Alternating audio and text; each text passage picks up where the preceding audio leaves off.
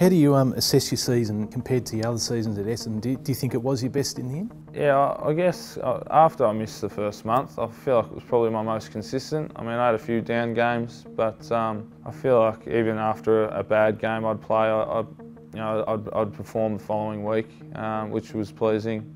To get through the whole year, play 18 games and perform quite well, and although the team didn't get the finals in the end, which I'm pretty disappointed about, I feel like it's a positive one after missing a year of footy, and yeah, I'm pretty happy with how it went at a new club. Yeah, I was going to say, despite the missing the finals, absolutely no regrets from crossing to Essendon here? Nah, definitely not. Best decision I've made. I've had such a fun year. Really started to really enjoy and love footy again, and I love all my new teammates. I've got a close bond with these guys already, and it's only going to get stronger over the next few years I'm here, and it's definitely a tick in terms of the choice that I made to come here. Although we missed out on finals, it's disappointing, but I see a lot of upside in the group that we've got. Where do you see the group at the moment and heading into pre-season then for 2018?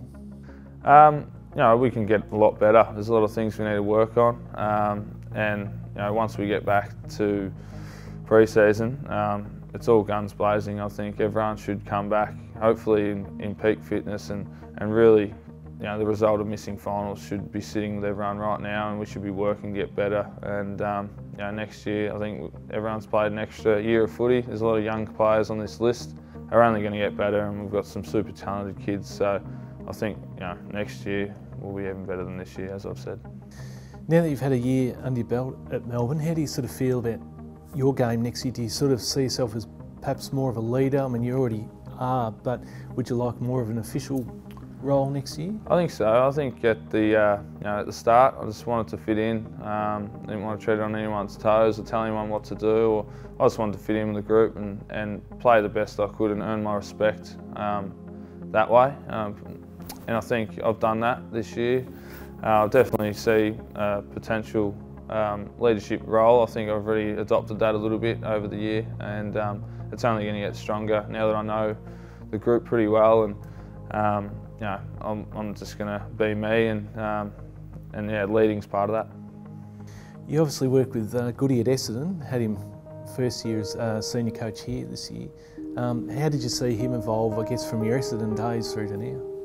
I think he just thrives on being the head coach. I knew he was a good coach and a great operator, but probably didn't think he was as good as what he actually is. The messages he sends his players are clear and direct, and he knows what makes us tick. He's a good people person, and he knows how to get the most out of his players. So I knew he was a great coach, and this year was no different. He was super. We let him down in the end, I think, with not making finals, but I'm sure start of pre-season he'll be in for a big one for us as well.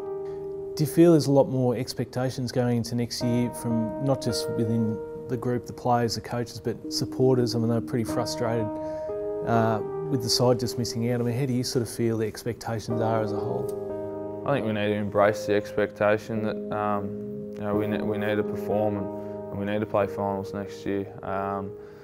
The supporters and all that, they deserve some success. We teased them a bit this year.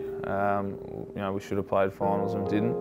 So I think next year, it will be lifted, the expectation, but we need to embrace that as a group, take it on and make us better as players.